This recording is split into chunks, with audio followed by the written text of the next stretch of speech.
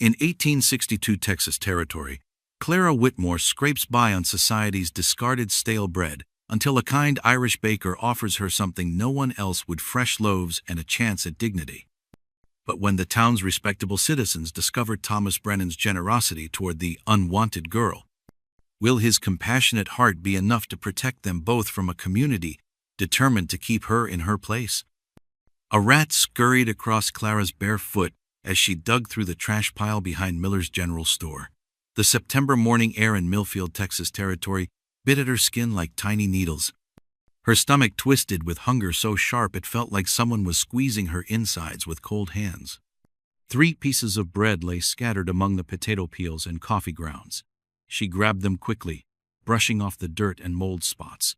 The bread felt hard as rocks in her shaking fingers. Clara stuffed the pieces into the torn pocket of her worn dress before anyone could see her. "Get away from there, you dirty girl." Mrs. Miller's voice cracked like a whip from the store's back door. The woman's face looked mean and pinched, like she'd been sucking on sour lemons. "We don't want your kind around here." Clara's cheeks burned with shame, but she didn't run. She couldn't afford to run. This trash pile had kept her alive for 2 weeks since she'd lost the old barn where she used to sleep. The barn owner had chased her off with a pitchfork, screaming about property values and decent folks. "Please, ma'am," Clara said, her voice barely louder than a whisper. "I was just cleaning up the mess, making it tidy for you." Mrs. Miller's eyes got smaller and meaner. "Don't you lie to me, Clara Whitmore. Everyone knows what you really are. A burden. A reminder of failure." She grabbed a wooden spoon from her apron and waved it at Clara like a weapon. "Your parents couldn't even keep their farm, and now look at you, digging through garbage like some wild animal." The words hit Clara harder than any physical blow could have. Her parents had died trying to save their farm. The fever had taken them both within a week, leaving Clara with nothing but memories and a pile of debts she couldn't understand. "My parents were good people," Clara managed to say, though her voice shook like autumn leaves in the wind.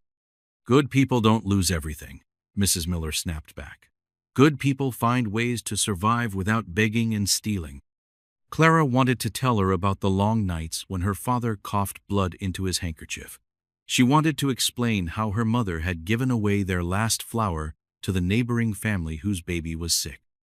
But the words stuck in her throat like dry breadcrumbs. Instead, she turned and walked away, her head held as high as she could manage. Behind her, Mrs. Miller kept shouting about worthless girls and the decline of proper society.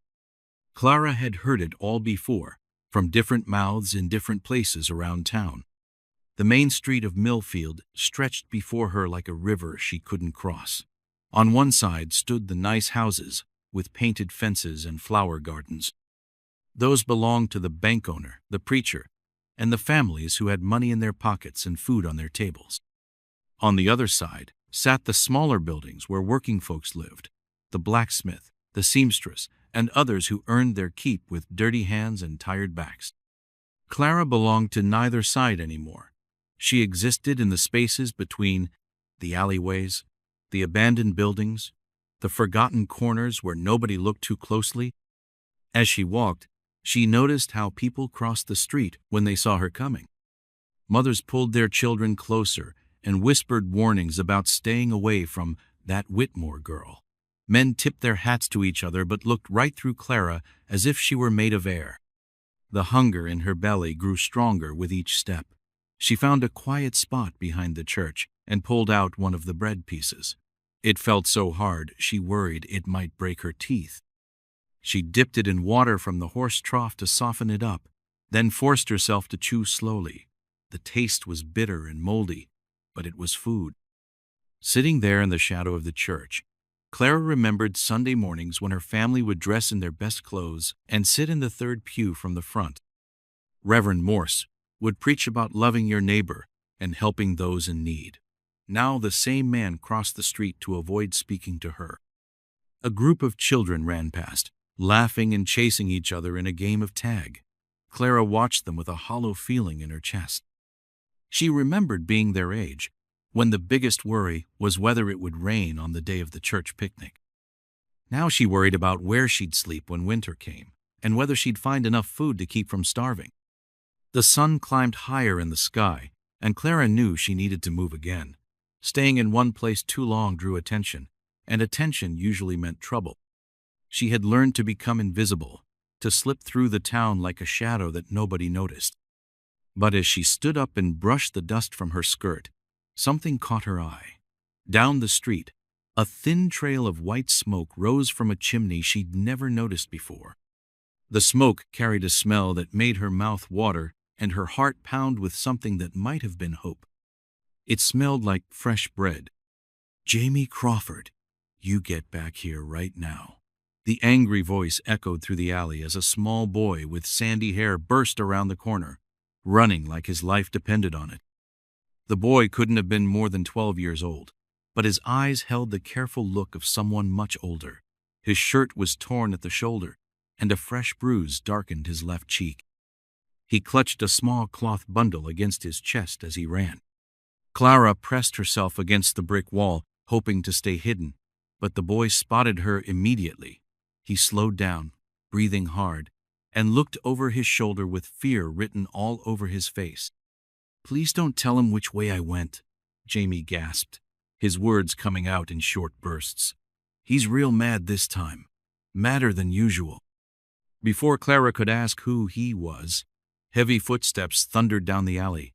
A tall man with a red face and mean eyes came stomping around the corner. His clothes smelled like whiskey and sweat, and his hands were clenched into fists. "Where is that worthless boy?" the man shouted, looking right at Clara. "I know you seen him, girl. Don't you try to protect him?" Clara's heart raced, but she forced herself to speak calmly. "I haven't seen any boy, mister. I've just been sitting here minding my own business." The man's eyes got narrow and dangerous. "You're lying. I can always tell when people are lying to me." He took a step closer, and Clara could smell the alcohol on his breath. "That boy stole something from me, and I'm going to make him pay for it." "I really haven't seen anyone," Clara repeated, though her voice shook a little. She could hear the boy's quick breathing from somewhere behind a pile of wooden crates, but she kept her eyes on the angry man. After what felt like forever, the man spat on the ground near Clara's feet and stomped away, muttering angry words under his breath. Clara waited until his footsteps faded completely before she whispered to the hiding boy, "He's gone now. You can come out." Jamie crawled out from behind the crates, his face pale but grateful. "Thank you," he said quietly. "That was my pa. He gets real mean when he's been drinking, which is most days lately." Clara looked at the bruise on the boy's face and felt her stomach twist with something other than hunger. She knew what it was like to be unwanted, but at least her parents had loved her before they died. This boy was living with someone who hurt him on purpose. "What did you take from him?" she asked gently. Jamie opened the cloth bundle, revealing a small loaf of bread and 2 rolls. "I didn't steal nothing," he said firmly. "Mr. Brennan gave these to me for helping him this morning. I've been working at the bakery for a few weeks now, learning the trade. Pa thinks any money or food I get belongs to him."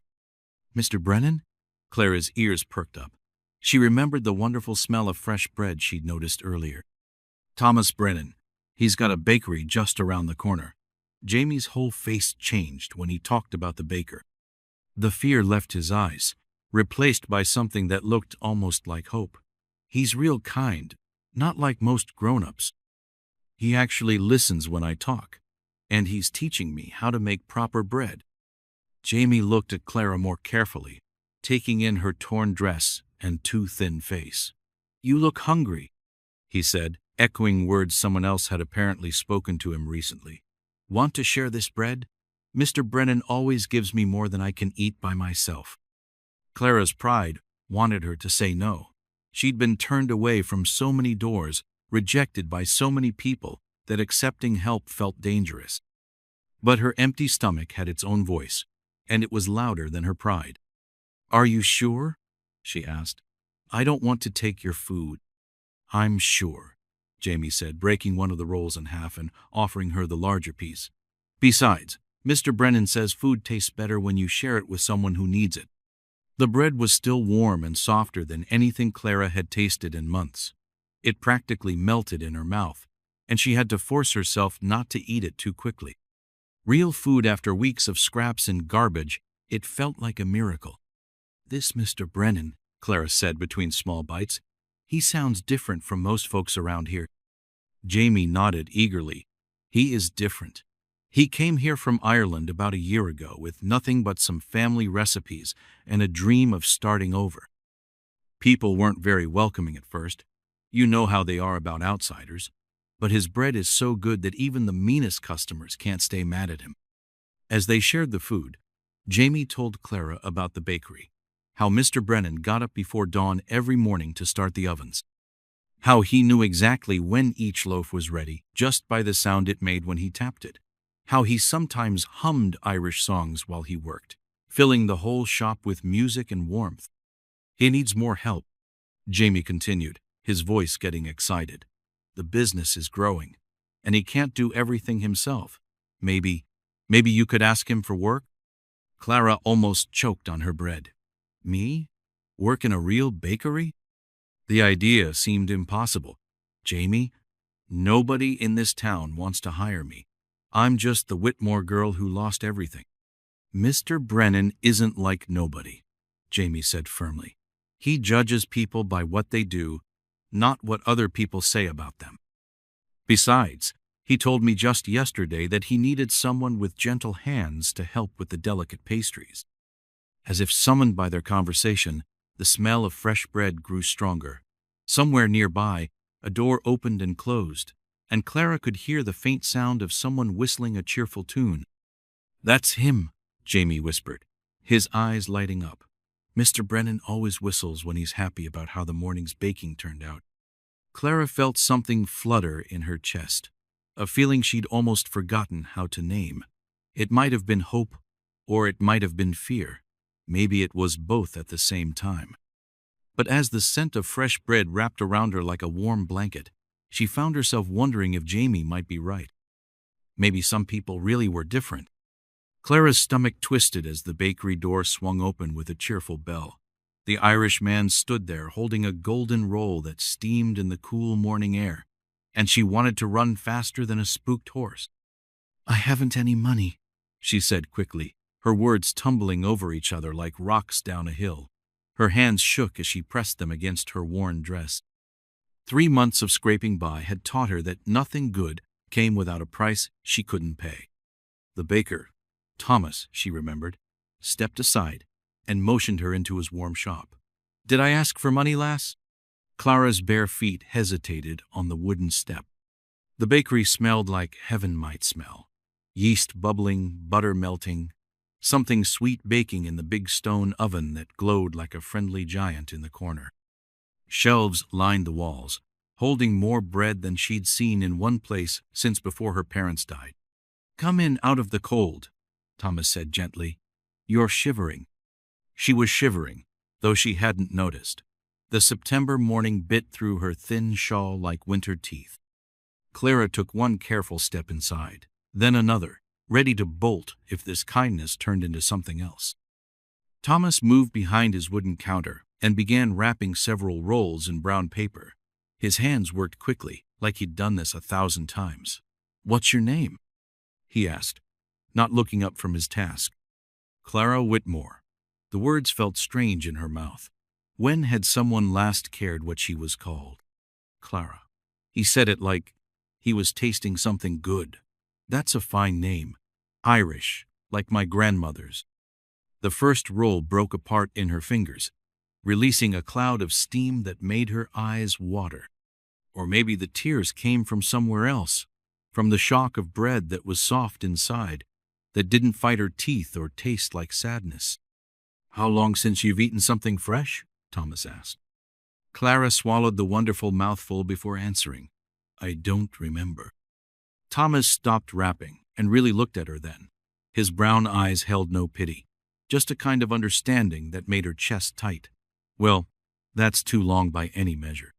A sound from the back room made Clara jump footsteps and the scrape of something heavy being moved. "Is someone else here?" she whispered. "Just my young helper," Thomas said. Boy named Jamie. He's cleaning the big mixing bowls. He handed her the package of wrapped rolls. These are yours, Clara Whitmore. And if you'd like, there will be more tomorrow. Clara stared at the brown paper bundle. Why? The question slipped out before she could stop it. Thomas wiped his flour-covered hands on his apron. My mother used to say that bread was meant to be shared, that keeping it all to yourself made it taste like dust. Through the front window, Clara could see people walking past on the dusty street. Mrs. Henley from the general store glanced through the glass, and her face twisted like she'd bitten into something sour. The woman nudged her daughter and pointed at Clara with a sharp finger. They don't like me being here, Clara said quietly. Thomas followed her gaze, and his jaw tightened slightly. Some folks have forgotten what it means to be neighbors. A boy about 12 years old peeked around the corner from the back room. His red hair stuck up in all directions, and flour dotted his freckled cheeks. When he saw Clara, he didn't look away like most people did. Instead, he gave her a small, careful smile. That's Jamie, Thomas said. Jamie, come meet Clara. The boy approached slowly, wiping his wet hands on a rag. Hello, he said simply. Hello, Clara replied, surprised by how normal the word sounded. Jamie looked at the rolls in her hands, then at Thomas. Something passed between them, a look Clara couldn't quite read. The boy nodded slightly, as if agreeing to something unspoken. I should go, Clara said, clutching the warm package against her chest. The kindness felt too big, too bright, like staring at the sun. It hurt, even though it was good. Of course, Thomas said. But Clara, the offer stands. Tomorrow morning, if you'd like. Fresh bread, made before dawn. Clara backed toward the door, her heart hammering against her ribs. Why would you do that? Thomas smiled, and it changed his whole face. Because everyone deserves fresh bread, lass. Everyone. Outside, the wind picked up, swirling dust down the street. Dark clouds gathered on the horizon, moving in faster than they should for September. Clara hurried toward the old mill where she'd been sleeping, but she could feel eyes watching her from windows and doorways. At the general store, Mrs. Henley stood with 3 other women, their heads bent together like buzzards over something dead. Clara caught pieces of their whispered words as she passed. That Irish baker, encouraging her. What will people think? The bread in her arm stayed warm even as the first cold drops of rain began to fall. Clara pressed the package closer and walked faster.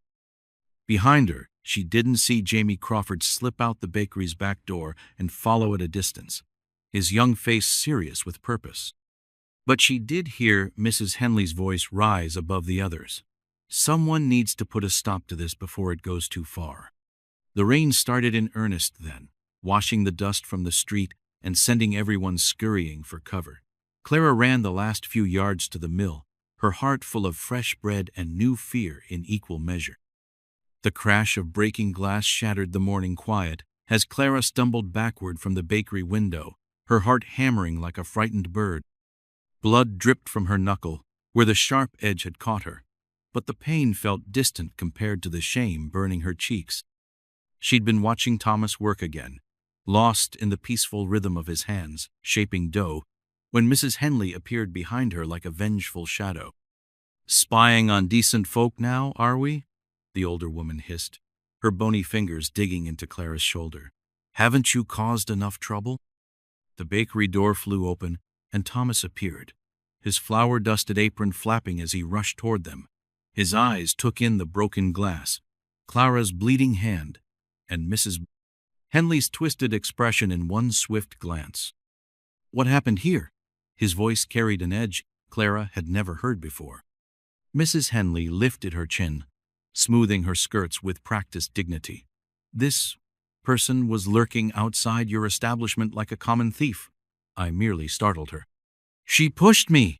The words burst from Clara before she could stop them. Then immediately she wished she could take them back. Decent girls didn't accuse their betters of violence, even when it was true. Thomas stepped between them, his broad shoulders blocking Mrs. Henley's view of Clara. Mrs. Henley, I think you should leave. I think you should be more careful about the company you keep, Mr. Brennan. The woman's voice dripped poison. Birds of a feather, as they say. After she swept away in a rustle of righteous indignation, Thomas turned to Clara with gentle concern. Let me see that hand. Inside the warm bakery, he cleaned her cut with careful fingers while Jamie watched from behind the counter, his young face tight with worry. The boy had been coming around more often lately, drawn by the kindness that seemed to flow from Thomas like heat from his ovens. She's going to make trouble for you, Clara whispered, wincing as Thomas wrapped her knuckle in clean cloth. Because of me. Let me worry about Mrs. Henley, Thomas replied, but Clara caught the flicker of concern in his eyes. Jamie, would you mind the shop? I want to show Clara something. He led her through a narrow door behind the ovens into a small room she'd never seen before. Shelves lined the walls, filled with notebooks covered in careful handwriting. The air smelled of ink and dreams. These are my recipes, Thomas explained, pulling down a leather-bound journal. Every loaf I've ever perfected, every technique I've learned, my life's work. Clara's fingers trembled as she touched the pages, seeing measurements and notes written in Thomas's neat script. Why are you showing me this? Because I want to teach you. The words hung between them like a bridge waiting to be crossed. Not just how to eat bread, Clara, how to make it. The idea seemed impossible, wonderful, terrifying. People like me don't become bakers. People like you become whatever they choose to become. Thomas pulled out a stool and gestured for her to sit. The question is, what do you choose? Before Clara could answer, Jamie burst through the door, his face pale with excitement and fear. Mr. Brennan, come quick! There's a man outside asking questions about Clara. He's got a badge. Through the front window, they could see a tall stranger in a dusty coat talking to several townspeople. His silver star caught the morning light as he gestured toward the bakery. Sheriff Daniels from Silver Creek, Thomas murmured, recognition dawning in his voice. What could he want here? Clara's blood turned to ice water. Silver Creek was where she'd lived before coming to Millfield, where her parents had died, where debts still lingered like ghosts. He's come for me, she whispered. I knew this day would come. The sheriff approached the bakery with slow, measured steps, and Clara found herself pressed against Thomas's side, drawing strength from his steady presence. Whatever faced them outside, she wouldn't run anymore. Through the glass, Sheriff Daniels raised his hand in greeting, his weathered face unreadable. The moment of truth had arrived faster than any of them expected. Jamie grabbed Clara's free hand, his small fingers intertwining with hers. Whatever happens, the boy said with fierce loyalty, we stick together. Thomas nodded, squaring his shoulders as he moved toward the door. Together, he agreed, and Clara felt something precious and fragile unfurling in her chest, the dangerous, wonderful feeling of belonging somewhere. The sheriff stepped inside, bringing the scent of leather and long roads with him. His eyes found Clara immediately, and she braced herself for the words that would shatter this brief glimpse of happiness. But when Sheriff Daniels spoke, his voice held unexpected gentleness. Miss Whitmore? I've been looking for you for quite some time. There's something you need to know about your parents' death. The floor seemed to shift beneath Clara's feet. All this time, she'd thought she understood her story. Now, standing in the warm bakery surrounded by people who cared about her, she realized her real story might just be beginning. The sheriff's next words would change everything, and Clara gripped Thomas's hand tighter, preparing for whatever truth awaited her. Your father was murdered. The words hit Clara like a physical blow, driving the breath from her lungs as the bakery suddenly felt too small, too hot, too real. Sheriff Daniels stood in the doorway like an angel of terrible news, his badge catching the morning light as he delivered the revelation that shattered everything Clara thought she knew about her past. That's impossible, she gasped, her legs giving way until Thomas caught her, his strong arms the only thing keeping her upright. The fever took them both. Everyone said so. Sheriff Daniels removed his hat, running weathered fingers through graying hair. The fever took your mother, that much is true. But your father. Someone wanted Martin Whitmore dead, and they made sure it looked natural. Jamie pressed closer to Clara's other side, his young face pale with shock. Outside, curious townspeople began gathering at the windows, drawn by the sight of a lawman in their peaceful settlement. Who? The word tore from Clara's throat like broken glass. Who would hurt my father? That's what I've been trying to figure out for months. The sheriff accepted Thomas's offer of a chair, settling his bulk with a weary sigh. Your father came to me 3 days before he died, Miss Whitmore. Said he'd discovered something that could destroy several important men in Silver Creek. He was scared, real scared. The bakery door chimed as Mrs. Henley entered without invitation, her sharp eyes taking in the scene with obvious satisfaction. Sheriff Daniels! What a pleasant surprise. I do hope you're not here on unpleasant business. Clara felt Thomas's muscles tense beside her. Something cold and calculating flickered in Mrs. Henley's expression. And suddenly Clara understood that this woman's hatred ran deeper than simple social prejudice. Actually, Mrs. Henley, your timing is perfect. Sheriff Daniels stood slowly, his hand resting on his gun belt. I was hoping to speak with you about certain financial irregularities between Silver Creek and Millfield. The color drained from Mrs. Henley's face. I'm sure I don't know what you mean. Land deals, mostly. Properties bought cheap from desperate families, then sold at considerable profit to railroad companies. Properties like the Whitmore farm. Clara's world tilted sideways. Her father hadn't just discovered corruption, he'd discovered his own family was being destroyed by it. The fever that killed her mother had been just the beginning of someone's larger plan.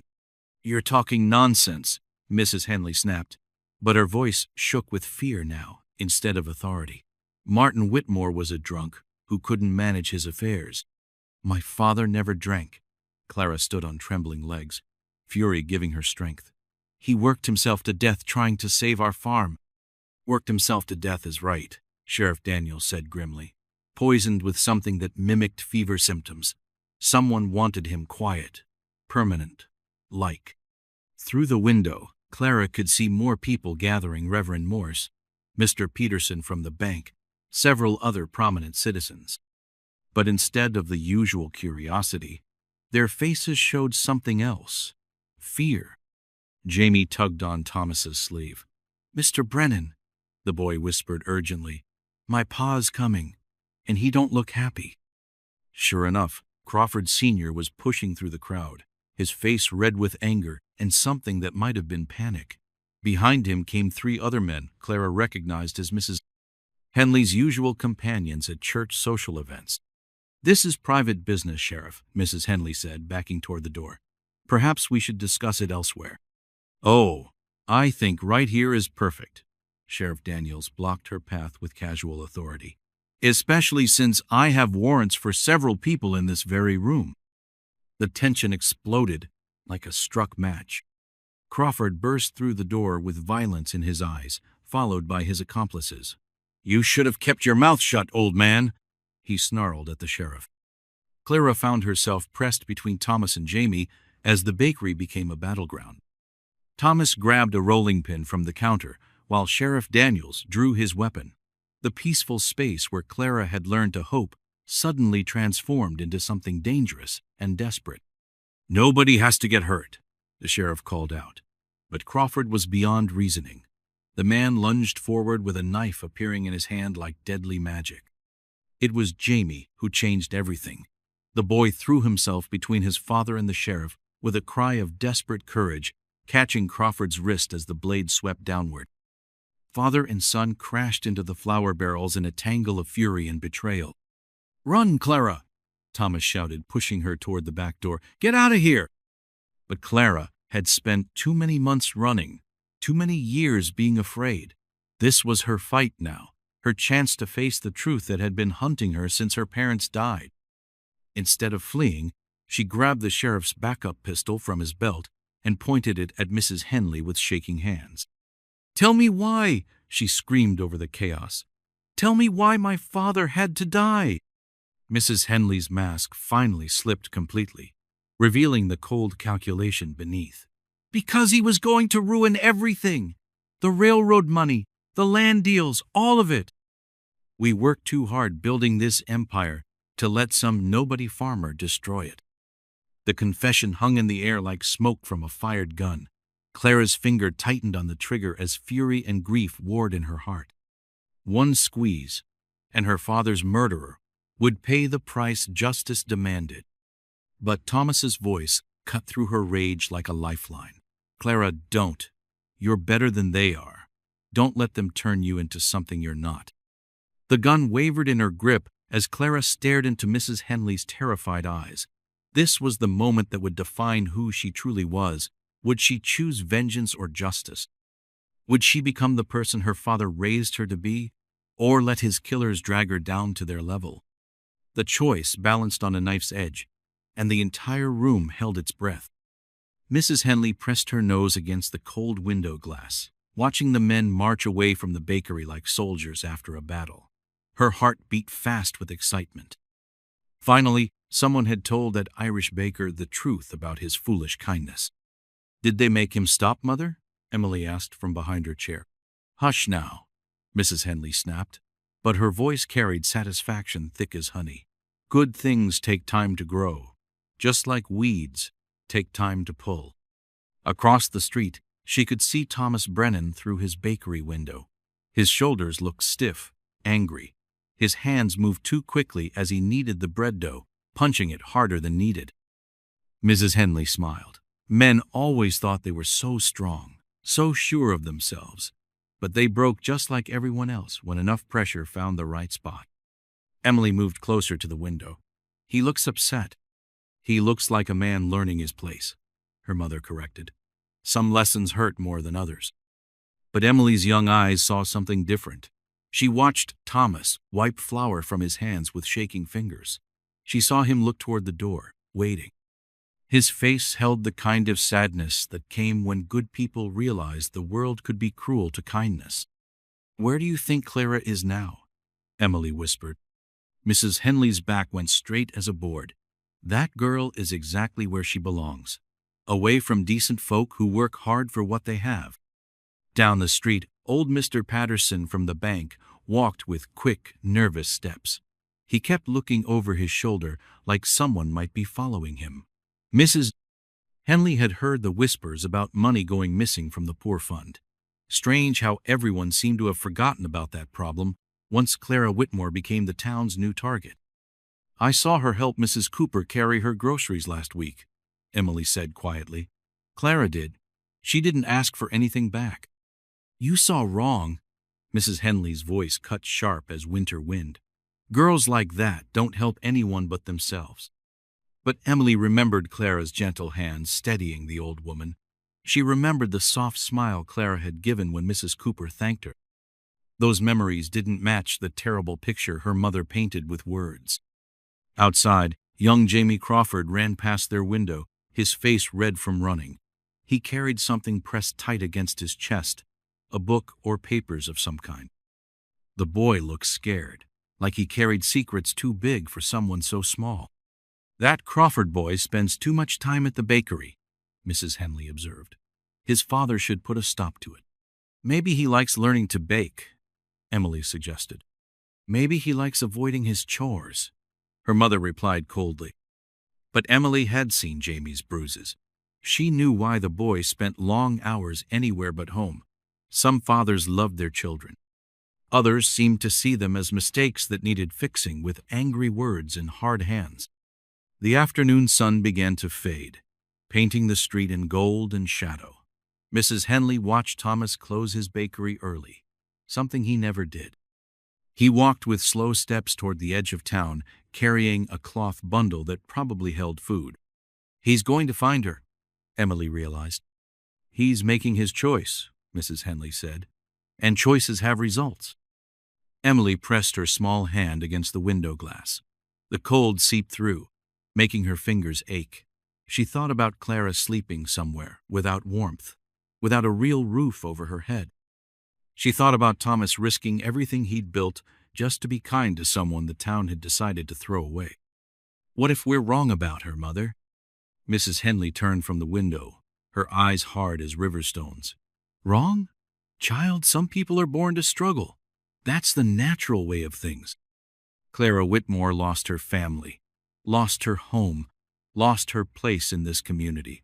Those aren't accidents. That's God showing us who deserves what. But nothing. Mrs. Henley's voice dropped to a whisper that somehow felt more frightening than shouting. That girl brings bad luck wherever she goes. First, her parents died. Then their farm failed. Now she's trying to ruin a good man's business. Can't you see the pattern? Emily stared at her mother's reflection in the window glass. The face looking back seemed like a stranger's, cold and certain, in a way that made Emily's stomach feel sick. I think she's just hungry, Emily said. Hunger is a choice, Mrs. Henley replied. There are always ways to earn food if you're willing to work hard enough. But Emily remembered the jobs Clara had tried to find. Every door closed, every opportunity given to someone else. The girl had knocked on their own door just last month, asking if they needed help with washing or mending. Mrs. Henley had slammed the door without even listening to the offer. As darkness crept across the town, Emily made a decision that would change everything. Tomorrow, when her mother went to visit her sister, Emily would find Clara Whitmore. She would learn the truth with her own eyes, instead of believing someone else's words. The choice felt scary and exciting at the same time, like standing at the edge of a creek deciding whether to jump across to the other side. Thomas found Clara sitting by the old mill wheel, her thin arms wrapped around her knees like she was trying to hold herself together. The sight hit him harder than any angry words the town council could throw. Here was someone who should have been safe and warm, reduced to hiding by a creek because people feared what they didn't understand. Clara? He called softly, not wanting to startle her. She looked up with eyes that held too much sadness for someone so young. You shouldn't be here, Thomas. People will talk. People already talk. He sat down beside her on the old wooden beam, feeling it sag slightly under their combined weight. Seems like they've been saving up conversation about us for quite some time. The evening air carried the smell of autumn leaves and creek water. Somewhere in the distance, a night bird called out, lonely and clear. Clara pulled her worn shawl tighter around her shoulders, and Thomas noticed how the fabric had been mended many times with different colored thread. They want you to stop helping me, she said, staring at the water flowing past their feet. They want many things they can't have. Thomas reached into his coat and pulled out the cloth bundle he'd brought. Inside were 2 fresh rolls, still warm from the oven, and a small jar of honey. Being hungry isn't one of them. Clara's hands shook slightly as she accepted the food. Why do you do this? Really? Everyone else sees something broken when they look at me. What do you see? Thomas was quiet for a long moment, watching moonlight dance on the moving water. I see someone who says thank you every time, even when she doesn't have to. Someone who feeds stray cats when she barely has enough for herself. Someone who helped Jamie Crawford learn to read because she noticed he was struggling. You know about that? Jamie told me. He also told me how you've been teaching him numbers so he can help his mother with shopping when his father spends the money on drink. Clara's cheeks turned pink even in the dim light. That's nothing special. Just being decent. Being decent is everything special. Thomas shifted closer, close enough to see the gold flecks in her brown eyes. My mother used to say that how we treat people when no one's watching shows who we really are inside. What was she like? Your mother? Thomas smiled, the memory warming his voice. Strong, stubborn. She came from Ireland with nothing but determination and a rolling pin that had belonged to her grandmother. Built a life from flour and hope. He reached into his coat again, this time bringing out something wrapped in soft cloth. Clara watched with growing curiosity as he unwrapped a small wooden rolling pin, its surface smooth and dark from years of use. This was hers, he said, placing it carefully in Clara's hands. She made bread that could heal broken hearts and fill empty stomachs. Said the secret ingredient was always love. Clara ran her fingers over the worn wood, feeling the indentations left by countless hours of rolling dough. I can't take this. It's too important. It belongs with someone who understands what it means. Thomas covered her hands with his own, warm and steady. Someone who knows that feeding people is about more than just stopping hunger. The mill wheel creaked softly in the breeze, and Clara felt something shift inside her chest. Thomas, I'm scared. Of what? Of believing this is real, of thinking someone could actually care about me that way. Her voice dropped to barely a whisper. What if you change your mind? What if you decide they're right about me? Thomas was quiet for so long that Clara began to worry she'd said something wrong. When he finally spoke, his words came slowly, carefully chosen. When I was 12, my father died in a mill accident back in Boston. Suddenly, my mother and I had nothing. No money, no relatives to help, nowhere to go. The church ladies brought us their leftover food, stale bread, soup that had gone cold, whatever they didn't want to waste. He paused, his thumb tracing circles on Clara's knuckles. One day, Mrs. O'Brien from down the street brought us a whole fresh loaf, still warm. When I asked her why, she said, "Because everyone deserves fresh bread, Thomas. Everyone deserves to know someone thinks they're worth the best we can give." Clara felt tears building behind her eyes. What happened then? My mother and I worked hard. She took in washing. I delivered papers. We saved every penny. Eventually, we had enough to buy our own place. But I never forgot that loaf of bread. How it tasted like hope when hope seemed impossible. The rolling pin felt heavier in Clara's hands now, weighted with story and meaning. Is that why you became a baker? Part of it, Thomas smiled. But mostly because I learned that making good things for people, really good things, is the best way to fight against all the ugliness in the world. A fish jumped in the creek, sending ripples across the moonlight. Clara watched the circles spread outward until they disappeared into darkness. The town council won't give up, she said. They'll keep pushing until you have to choose between helping me and keeping your business. Then I'll choose you. The words came out simple and sure, like he'd already thought it through completely, every time. Clara turned to look at him directly. You don't even know me. Not really. We've talked for maybe an hour total in all these weeks. I know enough. Thomas reached up to tuck a strand of hair behind her ear. I know you're brave enough to keep going when most people would have given up.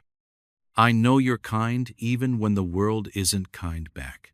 I know you make me want to be better than I was before I met you. The admission hung between them like a bridge neither had expected to find. Clara felt her heart beating faster, not from fear this time, but from something that felt dangerously like hope. What happens now? She asked. Thomas stood up and offered her his hand. Now we go make some bread together. I want to teach you my mother's recipe for hope. A loud crash woke Jamie Crawford from his sleep behind the bakery ovens. His father stood in their tiny room, throwing clothes into a bag while 3 other men waited by the door. Jamie's heart started beating fast. He knew that look on his father's face, the same look he got before hitting someone. Pack your things, boy, his father said without looking at him. We're leaving town tonight. Jamie sat up on his thin blanket. Why? What happened? That baker friend of yours has gone too far. His father's voice was mean and cold.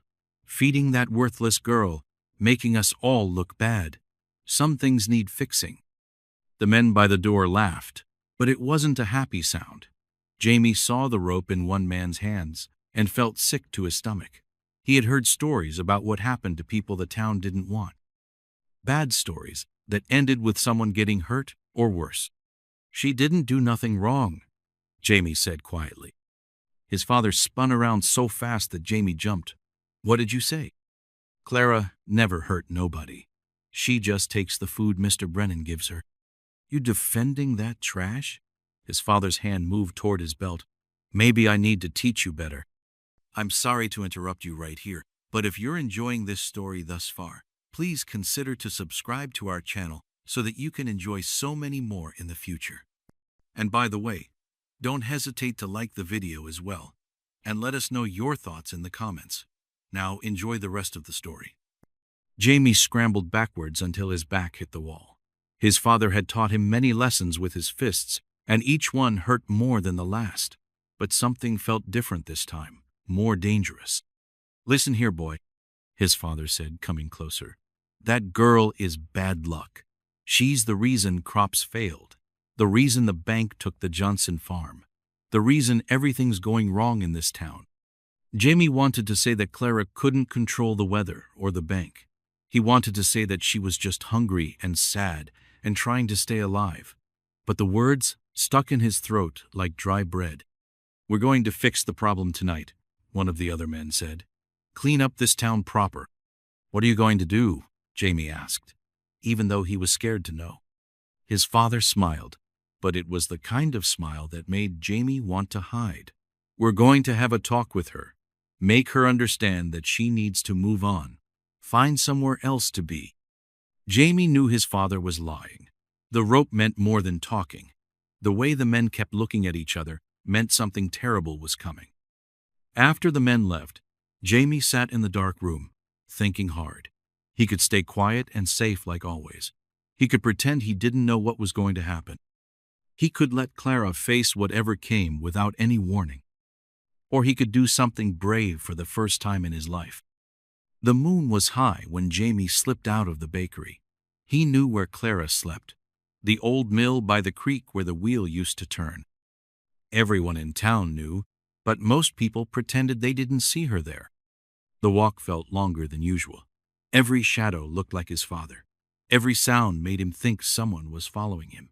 His hands shook as he walked, and not just from the cold night air. When he got to the mill, he found Clara sitting by a small fire, reading an old book. She looked up when she heard his footsteps, and her face showed surprise. "Jamie, what are you doing here so late?" Jamie's words came out in a rush. "You have to leave. Tonight, my father and his friends are coming for you." Clara's face went white. "Coming for me? Why?" "They think you're the reason bad things happen in town." They got rope and angry faces. "They're not coming to talk." Clara stood up fast, the book falling from her hands. "Where can I go? I don't have anywhere safe." Jamie thought quickly. "The cave by Eagle Rock. It's hidden and dry. You can stay there until they calm down." "What about you?" Clara asked. "Won't your father be mad that you warned me?" Jamie hadn't thought about that part. His father would be very mad. Madder than he had ever been before. But looking at Clara's scared face, Jamie knew he had made the right choice. "I'll be okay," he lied. "Just promise me you'll hide until it's safe." Clara grabbed her few things and put out the fire. "Thank you, Jamie. You're braver than you know." As she hurried toward the hills, Jamie felt proud and scared at the same time. He had done something good, something important, but he also knew that tomorrow would bring trouble like he had never seen before. He walked back to the bakery slowly, knowing that everything was about to change. The quiet night felt heavy with secrets and danger.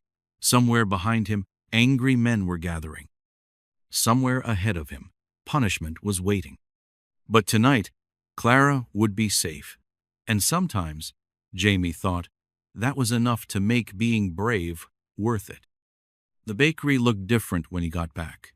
Darker somehow, like a place where bad things might happen. Jamie slipped inside and lay down on his blanket, but sleep wouldn't come. He stared at the ceiling and wondered if he had just saved Clara's life or made everything worse for everyone. Only tomorrow would tell him the answer to that question. The sound of breaking glass shattered the morning quiet, like thunder.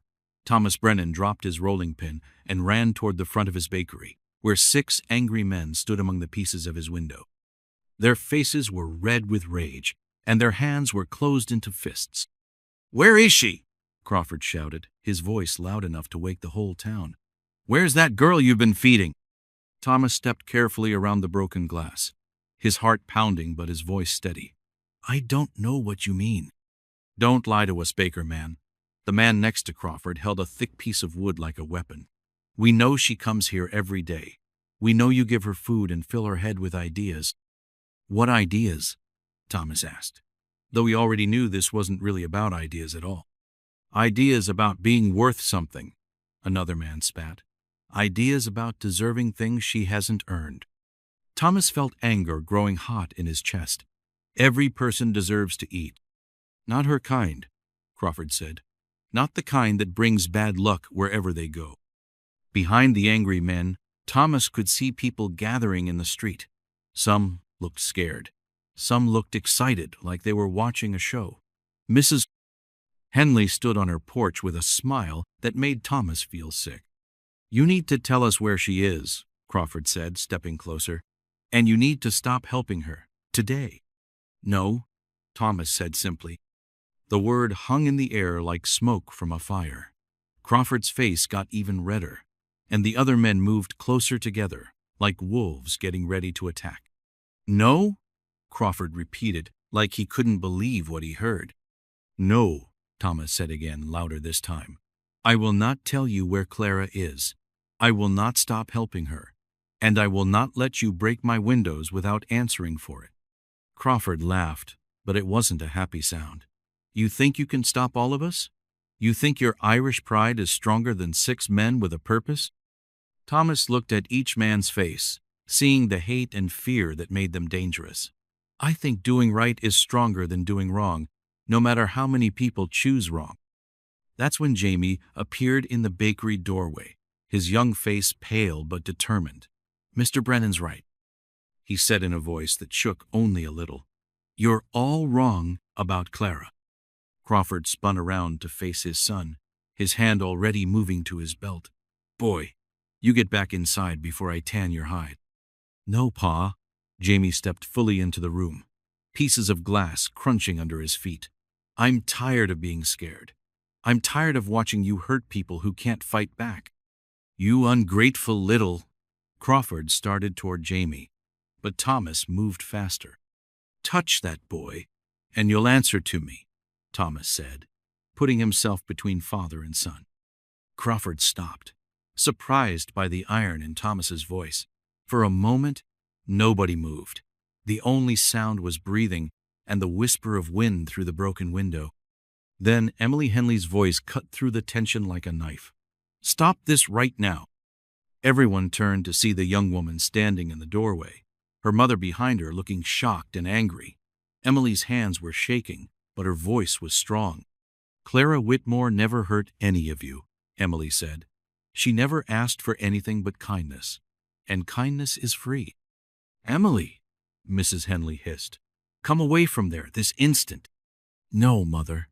Emily stepped into the bakery, her fancy shoes crunching on glass, just like Jamie's worn boots had. "Someone needs to tell the truth." Crawford looked confused now instead of just angry. "What truth?" Emily took a deep breath. "The truth about who's really been stealing from this town." The words hit the room like lightning. Thomas felt the change immediately. The way the angry men suddenly looked uncertain. The way Mrs. Henley's face went white as flour. "What are you talking about?" one of the men asked.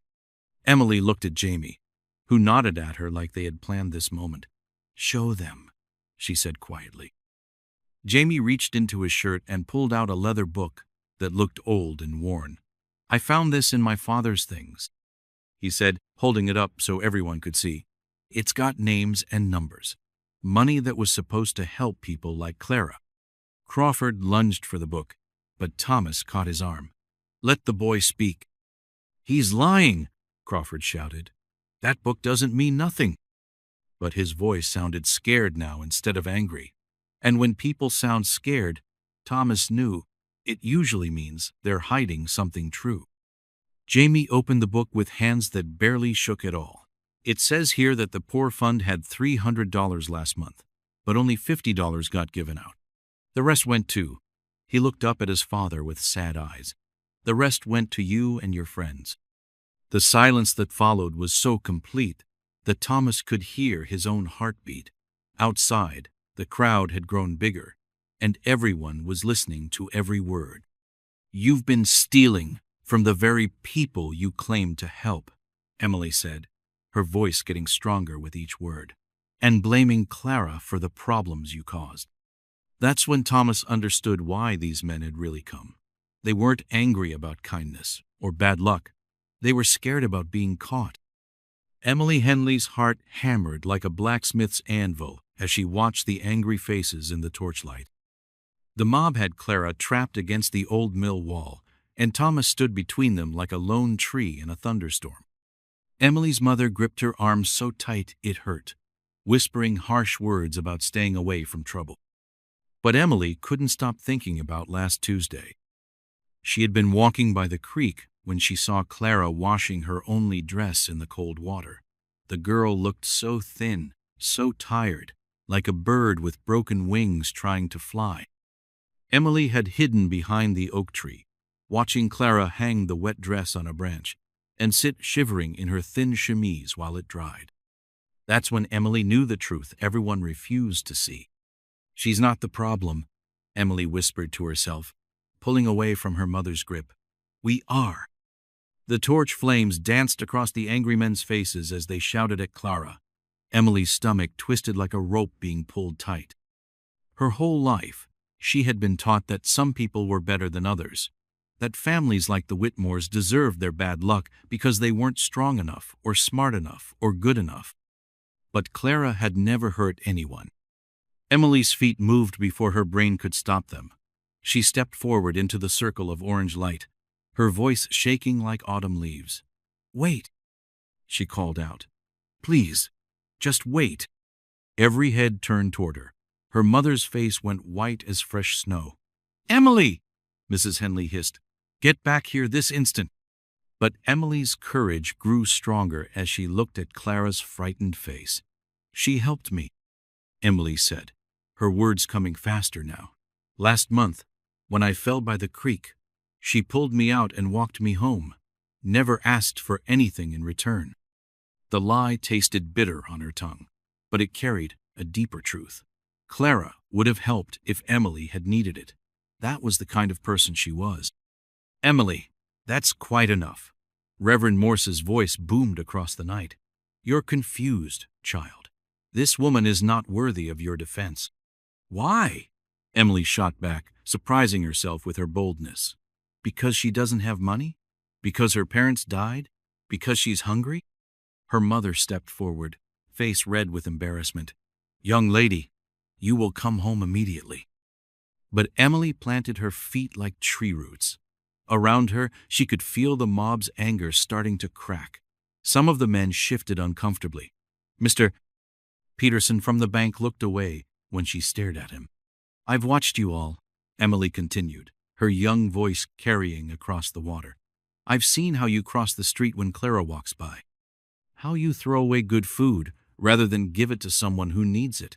How you talk about Christian charity in church, but turn your backs on someone who's actually suffering." Thomas stepped closer to Emily, his eyes shining with something like pride. "The girl speaks wisdom," he said softly. Crawford snarled and lunged forward.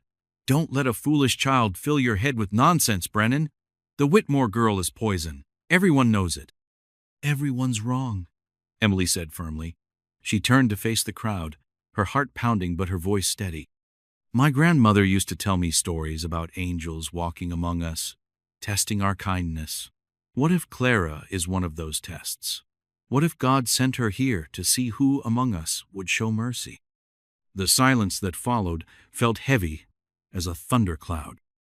Emily's mother grabbed her arm again, but gentler this time. "Emily, please. You don't understand the consequences of what you're saying." "I understand that consequences don't matter when someone's life is at stake," Emily replied. She looked at each face in the crowd, memorizing them. "I understand that years from now, we'll all have to live with what we choose to do tonight." Old Mr. Patterson, who owned the hardware store, lowered his torch slightly. "The girl's got a point," he muttered.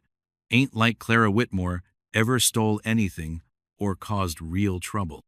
"She's troubled just by existing," Crawford shouted, but his voice sounded less certain now. Emily saw her chance. "Mr. Crawford, when's the last time you missed a meal? When's the last time you slept outside in the cold? When's the last time someone looked at you like you were worth less than the dirt under their boots?" Crawford's face twisted with rage, but he had no answer. Emily turned back to Clara, who stood frozen behind Thomas like a cornered deer. I'm sorry, Emily said, her voice breaking. I'm sorry we made you feel invisible. I'm sorry we pretended you didn't matter. You do matter. Your life has value, just like everyone else's. Tears ran down Clara's cheeks, glinting like silver in the torchlight. This is ridiculous, Reverend Morse declared, but his voice lacked its earlier conviction. We came here to solve a problem, not listen to a child's sentimental nonsense. Maybe the problem isn't what we thought it was, Emily said quietly. Her words hung in the air like smoke from the torches. Around the circle, Emily could see doubt creeping into faces that had been certain just minutes before. Some of the men began to shift their weight, looking uncomfortable. But just as Emily thought she might have changed their minds, a new voice cut through the night like a blade. I've got something to say that'll change everything. Everyone turned to see Jamie Crawford stepping out of the shadows, his young face pale but determined. In his hands, he clutched something that would shake the very foundations of everything they believed. Jamie Crawford's hands trembled as he held the leather journal against his chest. The boy had been running for what felt like hours, his breath coming in sharp gasps that made clouds in the cold night air. Behind him, the voices of the mob echoed across the mill yard, but Jamie knew he carried something more powerful than their anger. He had found the truth. I know why Clara's family really lost their farm, Jamie announced, his young voice cutting through the tension like a knife through butter. And it wasn't because they were weak or cursed or any of the lies you've been telling. His father, Crawford, spun around with fury blazing in his eyes. Boy, you get yourself home right now before I take a belt to your hide. But Jamie stepped forward instead of back, clutching the journal tighter. No, Pa, not this time. People need to hear this. Thomas moved protectively toward the boy. What do you have there, lad? Jamie's voice shook as he spoke, but his words came clear and strong. I found this hidden in Pa's room, under the loose floorboard where he keeps his whiskey money. It's got names in it. Dates. Money amounts. Things that'll make your blood run cold. Reverend Morse strode forward, his torch casting wild shadows across his pale face. Whatever mischief you think you've discovered, child, it has nothing to do with... It has everything to do with Clara, Jamie interrupted, opening the journal with fumbling fingers. Listen to this. Whitmore Farm Assessment, $200 diverted to personal use. Subject family unlikely to pursue legal action due to social standing. The silence that followed was so complete that Jamie could hear his own heartbeat thundering in his ears. Clara's face went white as birch bark. What? What does that mean? Jamie's voice cracked as he read more entries. Poor fund contributions, Mitchell family, $50 withheld. Henderson widow, $30 withheld. Reasons. Administrative costs. He looked up at the crowd with tears streaming down his cheeks. It means they stole from you. All of you. The money that was supposed to help poor families like Clara's, they took it for themselves. Crawford lunged for his son, but Thomas caught the man's thick wrist in a grip like iron. Let the boy finish, Thomas said, his Irish accent thick with controlled rage. Jamie stumbled backward, but kept reading. There's more. So much more. Convince bank to foreclose on Whitmore property early. Ensure quick sale to associates. Split profits 3 ways between Crawford, Morse, and Peterson. A gasp ran through the crowd like wind through wheat. Mr. Peterson's face turned red as a sunset. Now see here, that's not... That's your signature, isn't it, Mr. Peterson? Jamie held up a page covered in neat handwriting. Right there at the bottom of the agreement to buy the Whitmore land for half its value. Emily Henley stepped closer, her young face twisted with understanding and horror. You killed them? She whispered. Clara's parents died believing they were failures, but you killed them with your greed. They died of fever, Reverend Morse protested, but his voice sounded hollow now, like wind in an empty barrel. They died of despair, Clara said quietly, her voice growing stronger with each word.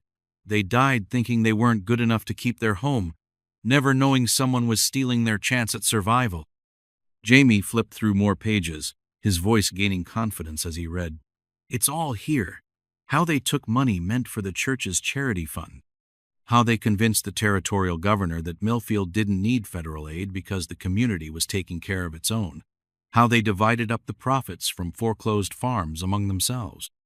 Old Mr. Patterson lowered his torch completely. His weathered face creased with shame. Good Lord, what have we done? We believed lies, Emily said firmly. We let ourselves think that Clara's suffering was natural instead of asking why it was happening. Crawford broke free from Thomas's grip and charged toward his son. You ungrateful little snake. After everything I've... Jamie dodged his father's reaching hands and ran to Clara's side. I'm sorry, he gasped. I'm so sorry. I heard Pa and his friends talking about it for months, but I was too scared to say anything. Too scared of what he'd do to me if I told. Clara knelt down to Jamie's level, her eyes gentle despite everything. You were just a child trying to survive, she said softly. Just like me. There's no shame in being afraid when you're powerless. Thomas stepped forward and placed his hand on Jamie's shoulder. But you found your courage when it mattered most, lad. That's what makes you a man. The crowd was beginning to fragment now, with some people backing away into the darkness, while others pressed closer to hear more of the journal's revelations. Reverend Morse's face had gone gray as old ashes. Even if these accusations were true, Morse stammered, it doesn't change the fact that this woman has no place in decent society. Decent society? Clara stood up slowly, the journal still open in Jamie's hands. You call yourselves decent? You stole food from hungry families. You stole hope from desperate people. You stole my parents' will to live and then blamed me for being orphaned. She turned to face the entire crowd, her voice ringing across the mill yard like a church bell. I may not have money, or fine clothes, or a fancy house, but I've never stolen from anyone. I've never lied to get what I wanted. I've never convinced myself that other people's suffering was acceptable as long as it benefited me. Emily began to cry, great heaving sobs that shook her thin shoulders. We're the ones who should be ashamed, she choked out. All of us. We're the ones who don't deserve to be part of decent society. Jamie nodded vigorously, wiping his nose on his sleeve. That's why I had to tell. That's why I couldn't keep quiet anymore. Because being scared isn't an excuse for letting evil win. Thomas pulled both Clara and Jamie into a protective embrace as the crowd began to dissolve around them. Some people slunk away into the night like shadows. Others stood rooted in place, staring at the journal that had revealed their community's rotten heart. But as the torches began to flicker and die, Clara felt something she hadn't experienced in months. The warm glow of truth finally spoken aloud. The real question now was what they would all choose to do with that truth. The leather journal felt heavy in Clara's hands, like it held the weight of every lie the town had ever told itself. Her fingers shook as she opened it under the flickering torchlight, knowing that whatever words lived on those pages would change everything forever. Listen to what really happened to my family, Clara said, her voice cutting through the night air like a sharp knife. The mob pressed closer, their angry faces now filled with something new fear of the truth. She read the first entry out loud. Whitmore Farm taxes raised by $50. Family cannot pay. Good for our plans. The words hung in the air like smoke from their torches. Thomas stepped closer to her side, his strong presence giving her courage. Jamie clutched his father's shirt, staring at the man he thought he knew. Even Emily held her breath, waiting to hear what came next. Crawford tried to grab the journal from Clara's hands. You little witch! Give me that! But Thomas caught his arm, holding him back with the strength that came from kneading bread every morning for years. Let her read, Thomas said firmly. His Irish accent made the words sound even stronger. Clara turned to the next page, her heart beating so fast she could hear it in her ears. Sale of Whitmore cattle bought cheap when family desperate. Resold for double profit to Denver buyers. She looked up at the faces around her. My father sold his cattle for half what they were worth. Because you told him no one else would buy them. Mrs. Henley pushed through the crowd, her face white as fresh flour. This is ridiculous. That girl is making up stories. But Emily stepped between her mother and Clara, something fierce burning in her young eyes. Mother, stop. We all know the truth when we hear it. Reverend Morse's torch trembled in his hand. His voice came out small and broken. What have we done? What have we all done? Clara kept reading, each entry like a nail in the coffin of their lies. The journal showed how Crawford and his friends had cheated poor families for years. They made people desperate, then bought their land and belongings for almost nothing. The Whitmores were just the latest victims in a long line of theft disguised as charity. My parents died thinking they had failed, Clara said, her voice growing stronger with each word. They died believing they weren't good enough for this town. But the truth is, this town wasn't good enough for them. Old Mr. Peterson from the bank dropped his torch in the dirt, crushing it under his boot. We stole from the poor fund. We took money meant to help families like yours. His confession came out like water from a broken dam. The other men began backing away, their righteous anger turning into shameful fear. But Crawford wasn't finished fighting. He pulled a knife from his belt, the blade catching the light like a dangerous smile. I won't let some orphan girl destroy everything I've built, he screamed, lunging toward Clara with the knife raised high. Thomas moved faster than anyone expected, knocking Crawford to the ground before the blade could find its target. The two men wrestled in the dirt, while Clara clutched the journal against her chest, protecting the evidence that would save them all. Jamie surprised everyone by jumping on his father's back, trying to help Thomas. Stop hurting people, Pa. Just stop. Other men in the crowd moved to help, but not to save Crawford. They held him down while Thomas took the knife away. The fight was over as quickly as it had started, leaving Crawford defeated in the mud where he belonged. What happens now? Someone called from the back of the crowd. Clara looked around at all the faces, some ashamed, some angry, some confused. These were her neighbors, the people she had grown up with. They had hurt her family, but they were also the only community she had ever known. Now we decide who we want to be, she said simply. We can keep lying to ourselves, or we can try to make things right. Reverend Morse stepped forward, his face streaked with tears. How can we make things right? How can we fix what we've broken? Thomas stood up, brushing dirt from his clothes. We start by telling the truth, all of it, to everyone. Emily nodded, her young face serious beyond her years. And we make sure this never happens again, to anyone. Clara closed the journal, holding it against her heart. The truth was out now, spreading through the crowd like ripples in a pond. Some people hung their heads in shame. Others looked angry at being fooled for so long. But no one could pretend any more that Clara was the problem. Mrs. Henley tried one last time to control the situation. This is all very dramatic, but what proof do we have that this journal is real? Crawford, still lying in the dirt, laughed bitterly. It's real, you old bat. Every word of it. We've been robbing this town blind for years. The confession hit the crowd like a lightning bolt. People began talking all at once, their voices rising in anger and confusion. But Clara raised her hand for silence, and somehow everyone listened. The proof doesn't matter now, she said quietly. What matters is what we do next. 6 months later, the smell of fresh bread filled the air on a perfect spring morning in 1874. Clara hummed softly as she pulled golden loaves from the oven, each one perfect and warm and ready to feed the people of Millfield. Her hands, once rough from digging through garbage, were now smooth and strong from working with flour and yeast every day. The wedding ring on her finger caught the sunlight streaming through the bakery windows, sparkling like the smile that had become her constant companion. Mrs. Brennan, do you have any of those sweet rolls ready? Emily Henley called from the front of the shop. The young woman had become one of Clara's closest friends, visiting the bakery every morning before school to help with customers and learn about baking. Just finished the last batch, Clara replied, wiping her flour-covered hands on her apron.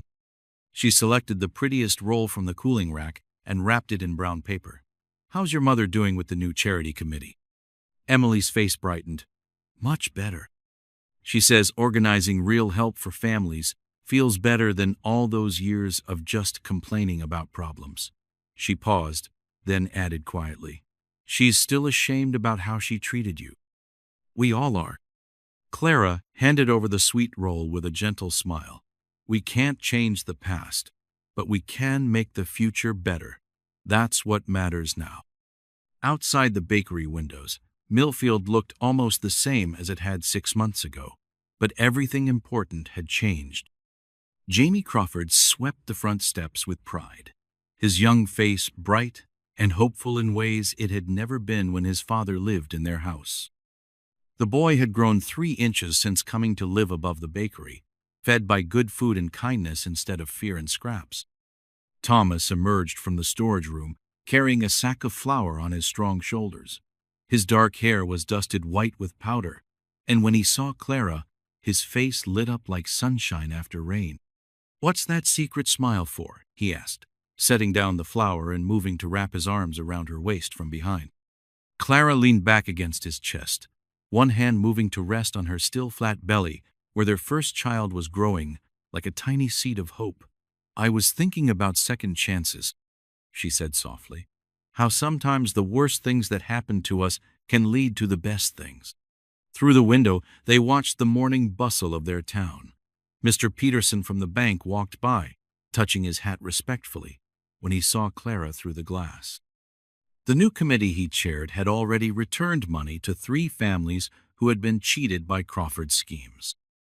Reverend Moore stopped to chat with Mrs. Patterson outside the church, both of them carrying baskets of bread to deliver to families in need. The Reverend had changed the most of anyone, throwing himself into real charity work with the passion of a man trying to earn forgiveness for past sins. "Do you think they'll ever really forgive themselves?" Clara asked, watching the 2 older people hurry toward the poor section of town. Thomas considered the question seriously. "I think they're learning that forgiveness is something you earn through actions, not just words. That's more than most people ever figure out." Jamie burst through the front door, his face flushed with excitement. "Clara! Thomas! You have to see this!" He held up a letter with official, looking writing on fancy paper. "What is it?" Clara asked, taking the letter from his eager hands. "It's from the territorial government in Denver," Jamie explained, bouncing on his toes. "They want to interview you about what happened here. They think other towns might have the same problems with people stealing from the poor." Clara read the letter carefully, her heart beating faster with each line. Officials in Denver had heard about the corruption in Millfield and wanted to use their story to help clean up other communities across Colorado territory. "They want us to come to Denver next month," she told Thomas, her voice filled with wonder. "They want to hear our story and use it to make new laws protecting people who can't protect themselves." Thomas whistled softly. From outcast to expert witness, that's quite a journey. But it was Emily who understood the real meaning of the invitation. "Don't you see? This means what happened here won't happen to other families. Other children won't have to watch their parents die thinking they failed." Clara folded the letter carefully, her eyes bright with unshed tears. 6 months ago, she had been nobody, surviving on scraps and sleeping in an abandoned mill. Now the government wanted her advice on how to protect people like she used to be. "Will you go?" Jamie asked, his voice worried. "Will you come back?" "Of course we'll come back," Thomas said firmly. "This is our home. These are our people, for better and worse." Clara nodded, looking around the bakery that had become her sanctuary and her kingdom. The wooden rolling pin that had been Thomas's mother's sat on the counter, worn smooth by generations of hands making bread with love. The ovens that had seemed magical 6 months ago were now as familiar as her own heartbeat. But it was more than just the building that held her here. It was the community they had all helped to heal, the friendships forged in the fire of truth, the chance to keep making fresh bread for people who had learned to value it properly. "We'll go to Denver," Clara said finally. "We'll tell our story and help other towns. But then we'll come home to Millfield, because this is where we learned that everyone deserves fresh bread, and everyone deserves a second chance." As the sun climbed higher in the Colorado sky, the smell of baking bread spread through the streets like a promise that good things could rise from simple ingredients, that broken people could heal, and that sometimes the most beautiful stories began with the loneliest endings. Clara Brennan smiled and began mixing dough for the afternoon batch, her hands steady and sure, her heart full of tomorrow's possibilities.